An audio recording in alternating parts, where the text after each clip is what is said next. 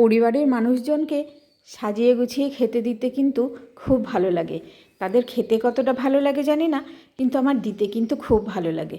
কিন্তু বেশ কয়েকজন মানুষ আছে, তাদেরকে দিনে 3-4 বার এইভাবে গুছিয়ে খেতে দেওয়া ঠিক হয়ে ওঠে না, কিন্তু একটা দুটো দিন তো দেওয়াই যায় বলুন।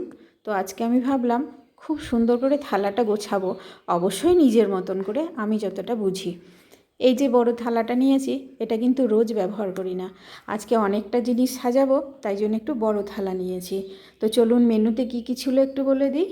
মেনুতে ছিল ঘি লেবু লঙ্কা স্যালাড, তার সাথে আলু পটল পোস্ত দিয়ে ভাজা, আলু বিনস ভাজা, মাছ ভাজা, আলু পোস্তর তরকারি, মুগের ডাল, এবং তার সাথে ছিল মাটন, এবং তারও সাথে ছিল টক চাটনি এবং পোস্তর বড়া একটা সুন্দর, এবং বাড়িতে পাতা টক দই।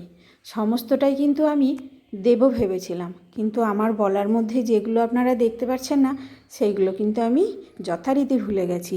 এই ভুলে যাওয়া একটা বিশাল রোগ হয়েছে আমার, জানেন।